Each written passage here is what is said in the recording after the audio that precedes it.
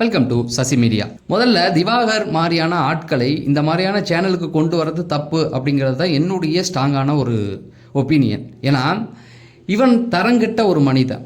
ஏன்னா எந்த ஒரு விஷயத்தையுமே பப்ளிசிட்டியாக பார்த்துக்கிட்டு இருக்கான். இப்போ நடக்கிற இந்த இஷ்யூ கூட அவன் அவனுக்கு சாதகமாக தான் எடுத்துக்குவான்.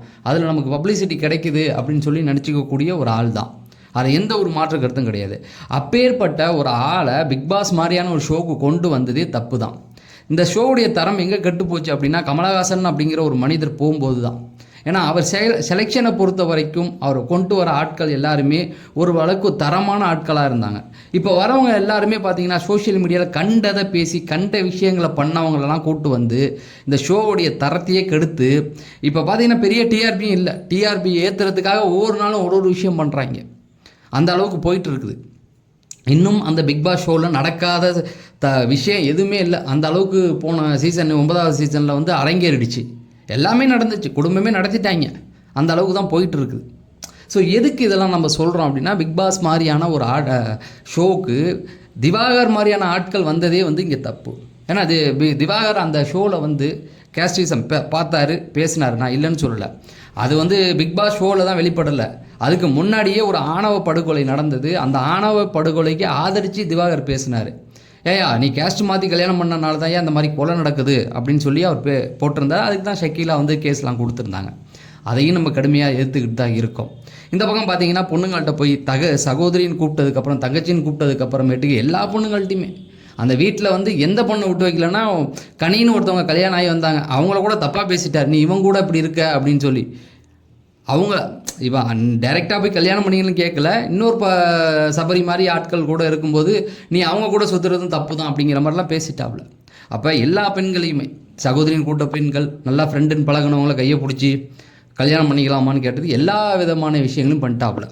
இதை நான் முதல்ல உங்கள்கிட்ட சொல்லிடுறேன். அவன் ஒரு அயோக்கியந்தான். அப்படிப்பட்டவர்களை கூட்டு இந்த மாதிரியான ஷோக்கள், ரியாலிட்டி ஷோக்கள் கொண்டு வரது தப்பு தான். அப்போ பிக் பாஸ்லேயே அவரை அடித்து துரத்திட்டாங்க. ரெட் கார்டு கொடுத்த மாதிரி தான் சொன்னாங்க. ஏன்னா ஓட்டுகள் இருந்தும் அவர் வெளில போனார். ரெட் கார்டு கொடுத்த மாதிரி தான் அப்படின்ட்டாங்க. ஓகே, திரும்ப ஏன் கடைசியில் கூப்பிட்டு வந்தாங்கன்னு தெரியல.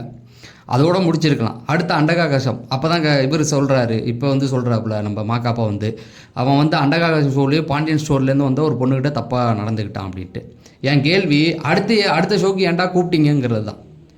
அந்த இதுலேயே பாண்டியன் ஸ்டோரில் பிக் பாஸ்லேயே தப்பாக நடந்துக்கிட்டான். திரும்ப அண்டகாகாசம் கூப்பிட்டீங்க. அங்கேயும் தப்பாக நடந்துருக்கானா திரும்ப ஏன் கூப்பிட்றீங்கன்னா உங்களுடைய டிஆர்பியை ஏற்றணும். இப்பயும் இந்த பிரச்சனையில் பார்த்தீங்கன்னா இவனுங்க அடிச்சுக்கிட்டு இருக்கானுங்க. அந்த ஷோக்கு டிஆர்பி ஏறிக்கிட்டு இருக்கு. குக்கு வித் கோமாளிக்கு அவனுங்க ரசிச்சுக்கிட்டு இருக்காங்க. நம்ம தான் இங்கே அடிச்சுக்கிட்டு பேசிக்கிட்டு இருக்கோம். அந்த ஷோ இதுக்கு டிஆர்பி எகிரிக்கிட்டு இருக்கு. இப்போ இதை விட்டுடுவோம். இப்போ குக்கு வித் கோமாளிக்கு போகிறாங்க. அங்கே நமக்கு எப்படி தெரியும்னா போய் ஒரு போலீஸ் ஸ்டேஷனில் இவர் கம்ப்ளைண்ட் கொடுத்தாப்புல. யார்? திவாகர். என்ன விஷயம் அப்படின்னா என்னை அடிச்சிட்டாங்க, மாக்காப்பா தண்ணியில் இருந்தார், புகழ் என்னுடைய வளர்ச்சி பொறுக்கலை, நான் காலிலேருந்து போனதுலேருந்து என்கிட்ட பேசலை, கானா வினோத் அவரும் சேர்ந்து என்னை அடிச்சிட்டாங்க அப்படின்னு சொல்லி ஒரு கம்ப்ளைண்ட் கொடுக்குறாரு. திவாகரை எங்கேயுமே வேலைட் பண்ணல. அவன் அயோக்கியந்தான். எல்லா தப்பும் பண்ணியிருக்கான். அதுவும் பொண்ணு ஜாதி இந்த ரெண்டு விஷயத்தையும் பொறுத்த வரைக்கும் அவன் மட்டம் தட்டி பேசக்கூடியது தான். ஜாதி பார்க்கக்கூடியவன் தான். பெண்களை அவன் பெண்ணை பொறுத்த வரைக்கும் பொண்ணுங்க அப்படின்னு சொன்னாவே அவன் ஒரே ஒரு விஷயத்தை தான் மைண்டில் வச்சுருக்கான் அப்படிங்கிறதையும் நான் உங்கள்கிட்ட சொல்லிட்டேன். இதை விட்டுடுவோம். அடுத்தடுத்து உள்ள கேள்விகளை மட்டும் உங்களுக்கு சொல்கிறேன். இப்போ ப்ரோவோக் சேனல்னு ஒரு சேனலுக்கு அவர் இன்டர்வியூ கொடுக்க போகிறாரு. அங்கே அவரை அடிச்சிட்டதாகவும் 100க்கு கால் பண்ணியிருக்காப்புல. அங்கே என்ன நடந்தது அப்படின்னா திவாகர் வீடியோ போடுறாரு. என்னை ரூமில் அடித்து வச்சுருக்காங்க, என்னை அடிச்சிட்டாங்க அப்படி இப்படிங்கெல்லாம் போடுறாரு. அப்போ அந்த சேனலில் உள்ள கேமராவை தூக்கி போட்டு உடைச்சிருக்காரு. அது கேமரா மேலே கை வச்சது முதல் தப்பு. ஏன்னா 4.5 லட்சம் அதெல்லாம் வாங்க முடியுமா? தூக்கி போட்டு உடைச்சிருக்காப்புல. அந்த சேனல் எந்த ஒரு கட்சியோ அரசியலோ எதையும் சார்ந்த சேனல் கிடையாது. அவர்கள் தனிப்பட்டு இயங்கக்கூடியவர்கள். அவர்கள் கேட்ட கேள்வியும் சரியான கேள்வி தான். அந்த கேள்விக்கு பதில் சொல்ல முடியாமல் தான் இவன் திவாகர் என்ன பண்ணியிருக்காரு, அங்கேருந்து தப்பிச்சு வரதுக்கு இதெல்லாம் பண்ணியிருக்காரு அப்படிங்கிற மாதிரி போகுது.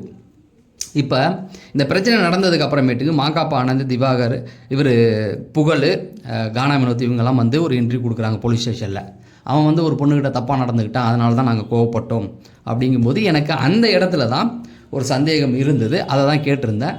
இப்போ அந்த பெண் யார் அப்படிங்கிறத சொல்லிட்டாங்க. அவங்க வேறு யாரும் இல்லை, நம்ம இவ்வளோ நாள் கலக்கப்போது யார்லேருந்து பார்த்துக்கிட்டு இருந்த இவங்க தான், அன்பு கேங். அவன் பேர் நிஷா. அவங்க தான் அவங்கக்கிட்ட போய் தப்பாக நடந்திருக்கான் அப்படிங்கிற மாதிரி சொல்கிறாங்க. எனக்கு முதல்ல இருந்த ஒரு சந்தேகம், இதுக்கப்புறம் நிஷா இன்டர்வியூ கொடுத்ததுக்கப்புறமேட்டுக்கு அவன் தப்பாக தான் நடந்திருக்கான். ஓகேங்களா? இப்போ நமக்கு இருந்த முதல் சந்தேகம் என்னென்னா, நிஷா வந்து இன்டர்வியூ கொடுத்தாங்க, நம்ம அவங்கள தப்பாக சொல்லலை. கேள்வி என்ன அப்படின்னு பார்த்தீங்கன்னா, நிஷா கிட்ட அவன் என்ன கேட்டிருக்கான் அப்படின்னா, இவ்வளோ நாள் நீ உன் புருஷன் கூட இருந்துட்ட, ஒரு நாள் என் கூட வா அப்படின்னு சொல்லி இவன் கேட்டிருக்கான். சீரியஸாக கேட்டானா ஃபன்னாக கேட்டாலும் கேட்டது தப்பு தான். ஓகேங்களா? இப்போ முதல் கேள்வி, இப்படி ஒரு கேள்வியை ஒருத்தவன் வந்து ஒரு பொண்ணுக்கிட்ட கேட்குறான்னா அந்த ஷோவில் அவருடைய கணவர் இருக்கார். ஓகேங்களா? நிஷாவுடைய கணவர் இருக்கார். முதல் கோபம் யாருக்கு வரணும்? மாகாப்பா ஆனந்துக்கா, கானா வினோத்துக்கா, புகழுக்கா, நிஷாவுடைய புருஷனுக்கா அப்படிங்கிறது தான் என்னுடைய கேள்வி. இதை நான் நிஷா கிட்டே கேட்குறேன். முதல் கோவப்பட்டது யாராக இருக்குன்னா நிஷாவுடைய கணவர் தான் கோவப்படணும். ஏன் அவர் கோவப்படலை? எந்த இன்டர்வியூவும் கொடுக்கல. அவரை பற்றி, நிஷாவுடைய கணவரை பற்றி திவாகர் எங்கேயுமே குறை சொல்லவே இல்லையே. அவர் தட்டி அப்படின்னா என்ன அர்த்தம்னா அவர் எதுவுமே கேட்கலை. ரைட்டா? அவர் எதுவுமே கேட்கல, அவர் பாட்டுக்கு அமைதியாக இருந்திருக்கார். ரைட்? அதை தான் வந்து திவாகருடைய இதில் தெரியுது. திவாகர் வந்து அவங்க 3 பேர் தான் குறை சொல்கிறாரு, இவங்க நிஷாவுடைய கணவரை பற்றி பேசலை. அப்போ நிஷாவுடைய கணவர் ஏன் கோவப்படாமல் இருந்தார், எதுவுமே பேசலை அப்படிங்கிறது முதல் கேள்வி. ரெண்டாவது கேள்வி என்ன அப்படின்னு பார்த்தீங்கன்னா, இந்த ஷோவுக்கு இந்த வாட்டி வந்திருக்குது, ஜட்ஜாக வந்திருக்குது ரோஜா அவர்கள். ரோஜா ஏன் இதை பற்றி வாய் திறக்கலை? என்னப்பா சம்மந்தமே இல்லை, அவங்க ஒருவேளை அங்கே இல்லாமல் இருந்திருக்கலாம், அவங்க ஏன் வந்து இதை வந்து பேசணும்னு நீங்கள் கேட்கலாம். முதல்ல ரோஜா யார் அப்படிங்கிறத உங்களுக்கு நான் சொல்லிடுறேன். நீங்கள் சினிமாவெல்லாம் பற்றி நிறைய தெரிஞ்சவங்க இருப்பாங்க, பழைய ஆட்களுக்கு தெரியும், புது ஆட்களுக்கு தெரியாதுல்ல, ஜென்சி கிட்ஸுக்கெலாம். ரோஜா சமீபத்தில், அதாவது 2000 அந்த காலகட்டங்களில் ஏன் கமலஹாசன் கூட நடிக்கலை அப்படின்னு கேட்டதுக்கு, அவர் வந்து கண்ணாபுண்ணாலாம் ஒரு மாதிரி நடந்துக்குவாருங்க, ஹீரோயின்ட்டெல்லாம் கட்டி பிடிக்கிறது, முத்தம் கொடுக்குறது, இந்த மாதிரி படத்தில் அதெல்லாம் எனக்கு பிடிக்காது, அதெல்லாம் வேணான்னு தைரியமாக சொன்னவங்க தான். எப்போ அதாவது படத்துலேயே அவர் கட்டி பிடிக்கிறதே எனக்கு வேணாம், அதெல்லாம் சரி இருக்காது, அதெல்லாம் வேணான்னு சொல்லி ஒதுங்கினவங்க தான் போல்டாக இன்டர்வியூ கொடுத்தாங்க. இதை விட அவங்களுக்கு புரிகிற மாதிரி ஒன்று சொல்லணும்னா, ஆந்திராவில் இன்றைக்கும் தெரியும் அந்த 7 குடும்பங்களால் தான், அதில் முதல் குடும்பம் வந்து பாலகிருஷ்ணாவுடைய குடும்பம் தான். அதில் எந்த மாற்று கருத்தும் இல்லை. அவங்களுடைய மாமா தான் இப்போ சிஎம்மாக இருக்கார், அதுவும் தெரியும் உங்களை எல்லாருக்குமே. அப்பேற்பட்ட காலகட்டங்களில் ஒரு தடவை மேடை ஏறி ஆடியோ லாஞ்சில் பாலகிருஷ்ணா பேசுகிறாரு. அப்போ என்ன பேசினார் அப்படின்னு பார்த்தீங்கன்னா, அந்த கட்சியில் அவங்க கட்சி ஒன்று வச்சுருக்காங்க, தெலுங்கு தேசம், அதில் ரோஜா இருக்காங்க. ஆனால் அந்த ஆடியோ லாஞ்சுக்கு ரோஜா வரல. இப்போ முதல் பாலகிருஷ்ணா மேடை ஏறி என்ன பேசுகிறார் அப்படின்னா, என்னோட நடிக்கிற நடிகளை எனக்கு வந்து முத்தம் கொடுக்கணும், இல்லைனா கர்ப்பம் ஆகணும், இல்லைனா அந்த பாலகிருஷ்ணாவுக்கு என்னடா மதிப்புன்னு கேட்டார். அந்த இண்டஸ்ட்ரியில் இருக்கிற எந்த ஒரு யாருமே எந்த இதுவும் குரல் கொடுக்கல. முதல் குரல் கொடுத்தது ரோஜா அவர்கள் தான். அவங்க தெலுங்கு தேசம் கட்சியில் இருக்காங்க, உறுப்பினராக இருக்காங்க, அது அவங்க கட்சி. உண்ணாவிரதம் இருக்கிறாங்க. எவ்வளோ நாள் உண்ணாவிரதம் இருந்தாங்க தெரியுமா? அவர் வந்து மன்னிப்பு கேட்குற வரைக்கும் உண்ணாவிரதம் இருந்தாங்க. ஆந்திராவில் இன்னும் பேசப்பட்ட ஒரு விஷயம் இதெல்லாம். அப்பேற்பட்ட ரோஜா, அதாவது அவங்க இருந்த கட்சி, பாலகிருஷ்ணாங்கிற ஒரு பெரிய ஆள், அந்த நிகழ்ச்சிக்கு அவங்க வரலை. அவர் கூட அவங்க நடித்தாங்களா இல்லைன்னு நமக்கு தெரியல. ஆனால் ஒரு நடிகையை அவர் அப்படி பேசும்போது பொதுவாக பேசின ஒரு விஷயம், அவங்க என்னை வந்து முத்தம் கொடுக்கணும், இல்லைன்னா கர்ப்பமாகணும், அப்போ தான் இந்த பாலகிருஷ்ணாவுக்கு மரியாதைன்றாரு. அப்போ அவங்கள எதிர்த்து நின்றவங்க தான் ரோஜா. அவங்க இருக்கிற ஒரு ஷோ, அவங்க தான் இப்போ ஜட்ஜி. அந்த ஷோவில் தான் இப்போ பிரச்சனை. ஏன் அவங்க வந்து இது வரைக்கும் இதை பற்றி எதுவுமே பேசாமல் இருக்காங்க அப்படிங்கிற ஒரு கேள்வியும் எனக்கு இருக்குது. அடுத்த சந்தேகம் என்ன அப்படின்னு பார்த்தீங்கன்னா, இப்போ கானா வினோத்துக்கிட்ட போகும். கானா வினோத் வந்து நிஷாவுக்கு ஒரு பிரச்சனை அப்படிங்கிறதுனால திவார்கிட்ட சண்டைக்கு போனாருன்னு தான் சொல்கிறாங்க.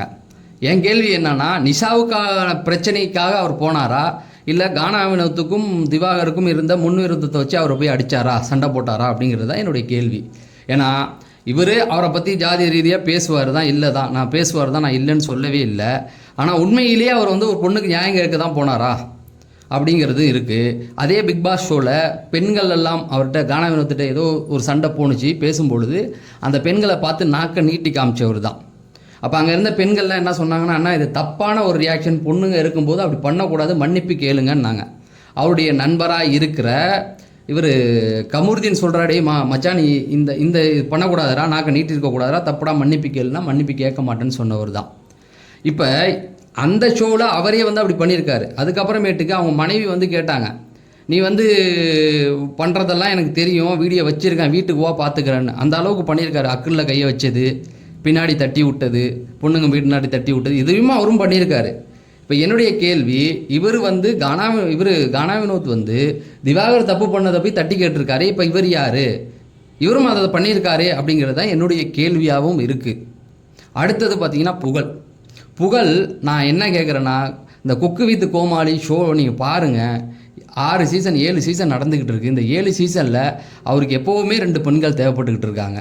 எல்லா காமெடியிலும் 2 பெண்கள், எல்லா ஷோலையும் 2 பொண்ணை லவ் பண்ணுற மாதிரி. அதுக்கப்புறம் அவர் லேடி கெட்டப் போட்டு பண்ணதில் ரெட்டை அர்த்தம் இல்லாத எந்த லேடி கெட்டப் தான் இருக்கா, யாராவது சொல்லுங்கள் பார்ப்போம். அவ்வளோ பேசியிருக்காருங்க, அவ்வளோ பேசியிருக்காரு. இப்போ வந்து இவர் வந்து ஒரு பெண்ணுக்கு அநீதி அப்படின்னோடனே இவர் வந்து தட்டி கேட்குறாருன்னு சொல்கிறீங்க. மாகாபா ஆனந்தை பற்றி சொல்ல தேவையே கிடையாது. அவர் சொன்ன கமெண்டில் ஒன்று வந்து உறுதி, எல்லாருக்குமே தெரியும். கண்ணாடி ஏன் போட்டுக்கிட்டு இருக்காருன்னு நிறைய பேர் சொல்கிறான், அதை நீங்களே தெரிஞ்சுங்க. ஆனால் ரெட்டை அர்த்தம் அவர் நிறைய பேசுவார். அவர் ஆங்கரிங்கில் நிறைய இடங்களில் அதை நீங்கள் பார்த்துருப்பீங்க. நான் வந்து சொல்லணுன்ற அவசியம் இல்லை. இப்போ அதுதான் என்னுடைய கேள்வியாகவே இருந்தது. நான் வந்து என்ன கேட்குறேன், அவன் அயோக்கியந்தான், நீ என்ன புனிதர் பட்டத்துக்கு தகுதியானவனான்றது தான் என்னுடைய கேள்வியாக இருக்குது. இவனுங்களும் அதை தாங்க பண்ணுறாங்க, அதை தட்டி கேட்கணுங்கிறது தான் என்னுடைய ஆசை. அவன் அயோக்கியனா, பெரும் அயோக்கியனா, இவனுங்களும் அதை தான் பண்ணுறாங்க. இப்போ அதை என்கரேஜ் பண்ணுறது யாருன்னா அந்த சேனல் தான் பண்ணிக்கிட்டு இருக்கு. இப்போ கூட அவங்களுக்கு வந்து இது ஒரு டிஆர்பியை ஏற்றி கொடுத்துட்டு இருக்கு. இப்போ வந்து அந்த போலீஸ் ஸ்டேஷனில் வந்து மாகாபா ஆனந்த் வந்து குமுறுறாரு, ஒரு பொண்ணை பார்த்து இப்படி கேட்க வேண்டிய கேள்வியாங்க, இது சரியாங்க அப்படின்னு கேட்குறாரு. கேட்டாரா? நீங்கள் பார்த்துருப்பீங்க அந்த வீடியோ. நான் என்ன கேட்குறேன், அந்த ஷோடைய ஜட்ஜி யார்? மாதம்பட்டி ரங்கராஜ். அவருக்கு அவருக்கு பிறந்த குழந்தைய அது எந்த இல்லை அப்படின்னு சொன்னவர் தானே அவர், அந்த ஜட்ஜி. அது ஏன் குழந்தை இல்லை, அந்த அம்மா அவங்க அந்த பொண்ணு போய் மெடிக்கல் டெஸ்ட்லாம் எடுத்துகிட்டு வந்து இப்போ காமிச்சிருக்காங்க, அது அவங்க குழந்தைன்னு இப்போ நிரூபிச்சிருக்காங்க. அப்பேற்பட்டவரை ஜட்ஜாக வச்சு நீ அவர்கிட்ட என்னைக்காவது கேள்வி கேட்டியா? அவர்கிட்டலாம் நீ கேள்வி கேட்கலையே, ஏன் கேட்கலன்றது தான். ஸோ என்னுடைய கேள்வி இங்கே, அவங்க எல்லாருமே தப்பாக தான் இருக்காங்க. திவாகர் பெரிய அயோக்கியம் தான். நான் அவனை, நீங்கள் எல்லாம் என்ன நினைக்கிறீங்க, நான் சப்போர்ட் பண்ணுறேன், நான் தான் சொல்லிட்டேனே, அவனையும் கழுவி தான் ஊற்றிக்கிட்டு இருக்கேன். இவனுங்களும் அதை தாங்க பண்ணுறாங்க, அதை யாரும் கேட்க மாட்டேறீங்க. தொடர்ந்து வந்து இந்த மாதிரியான விஷயங்கள் நடந்துக்கிட்டே இருக்குது. நிஷா வந்து ஒரு இந்த கலக்கப்போது யாருன்னு கடைசியாக ஏதோ நடந்தது, ராமர் கூட நடிச்சிருப்பாங்க. ஃபஸ்ட் நைட் சீன்லாம் அதில் வந்து போகும். காமெடி ஷோக்கு எதுக்குடா அதெல்லாம் தேவை அப்படின்னு சொல்லி அப்பயே கேட்டிருந்தோம் நம்மலாம். ஸோ இவங்களும் அதை தப்பு தான் பண்ணிக்கிட்டு இருக்காங்க. எல்லாரையுமே நம்ம கண்டிக்கணும். அதாவது அந்த சேனலை பொறுத்த வரைக்கும் செலெக்ஷன் வந்து ரொம்ப தப்பாக இருக்குது. வரவங்கலாம் வந்து இந்த மாதிரியான விஷயங்களை தொடர்ந்து பண்ணிக்கிட்டு தான் இருக்காங்க. அதை தான் நம்ம கண்டிக்கிறோம். அந்த மாதிரியான விஷயங்கள்லாம் வந்து இருக்கக்கூடாதுன்னு. கலக்கப்போது யாருன்னு ஒரு இது போணுச்சு. அப்போ பாலாஜி பிரியங்கா எல்லாருமே ஜட்ஜாக இருந்தாங்க, மகேஷ்லாம் இருந்தார். அதில் பாலாஜி ஒரு தீர்ப்பு ஒன்று சொல்லுவார், என்னென்னா, நீங்கள் பண்ண காமெடியில் ரெட்டை அர்த்தம் அதிகமாக இருக்கனால உங்களை நாங்கள் நீங்கள் வந்து இதில் செலக்ட் ஆகலை அப்படின்ட்டு. அதுக்கு முன்னாடி அந்த காமெடியை போட்டு விட்டானுங்க. ஒன்று அந்த காமெடியை நீ போட்டிருக்கக்கூடாது, அந்த காமெடியை போட்டு இவனுங்க சிரிச்சுட்டு தீர்ப்பு சொல்லும்போது சொல்கிறார், ரெட்டை அர்த்தம் அதிகமாக இருக்குது அதனால் உங்களை நான் எடுக்கலன்னு. அந்த ஷோவில் நீங்கள் பார்த்தீங்கன்னா நிறைய இதில் தொடர்ந்து வந்து அங்கே நடக்கிறத வந்து இந்த டபுள் மீனிங் காமெடி தொடர்ந்து வந்துக்கிட்டு தான் இருக்குது. குழந்தைங்க பார்க்குற ஷோவில் கூட அதெல்லாம் வருது. அதையெல்லாம் அவங்க நிறுத்த மாட்டுறாங்க அப்படிங்கிறது தான் நம்மளுடைய ஆதங்கமாக இருக்குது. இதில் என்னை பொறுத்த வரைக்கும் எனக்கு இருக்கிற மிகப்பெரிய ஒரு சந்தேகம் என்னென்னா, நான் தெளிவாக இருக்கேன். இப்பயும் திவாகர் அயோக்கியந்தான், நான் நல்லவனு எங்கேயும் சொல்ல. அதுக்காக மாகாப்பா, கானா வினோத், இவங்க புகழ்லாம் வந்து நல்லவங்கன்னு என்னால் சத்தியமாக ஏற்றுக்க முடியாது. அவனுங்களும் சேனல்களில் இதை தான் பண்ணிக்கிட்டு இருக்காங்க. திவாகர் வந்து போகிற இடத்தெல்லாம் பண்ணுறாங்க. இவங்க எந்தெந்த ஷோலாம் நடக்குதோ அந்த ஷோலையும் இதை தான் பண்ணிக்கிட்டு இருக்காங்க. நிஷா அவர்கள்ட்ட என்னுடைய கேள்வி இதுதான், உங்கள் கணவர் ஏன் கோவப்படலை? ஏன்னா எனக்கு ஒரு சந்தேகம் இருக்குது. இப்போ என்னுடைய அக்காவாக இருக்கலாம், என் கேர்ள் ஃப்ரெண்டாக இருக்கலாம், திருமணம் இல்லை, கேர்ள் ஃப்ரெண்டாக இருந்தால் எவனாவது இப்படி கேட்டிருந்தால் முதல் கோபம் எந்தால் தான் இருக்கும். நான் கோவப்பட்டிருப்பேன் ஃபஸ்ட்டு எடுத்த உடனே. அது அவர் கோவப்படாமல் இவனு 3 பேர் கோவப்பட்டது தான் எனக்கு ஒரு எங்கேயோ, ஏன்டா அவர் அமைதியாக இருக்க, நீங்கள் ஏன்டா கோவப்பட்டீங்க அப்படிங்கிற ஒரு சந்தேகத்தை எனக்கு தோணுது. ஒருவேளை என்னுடைய சந்தேகத்தை நீங்களே யோசிச்சு பாருங்களேன். உதாரணத்துக்கு இப்போ அப்படி நடக்கக்கூடாது தான், அப்படி நடந்தால் அவங்க வீட்டில் உள்ள ஆண்கள் முதல்ல என்ன பண்ணுவாங்க? அமைதியாக இருப்பாங்களா, கோவப்படுவாங்களாங்கிற ஒரு சந்தேகம் எனக்குள்ளே இருக்குது. ஸோ நீங்கள் அதை கமெண்ட் செக்ஷனில் சொல்லுங்கள். நம்ம அடுத்த வீடியோவில் சந்திக்குவோம். நன்றி, வணக்கம்.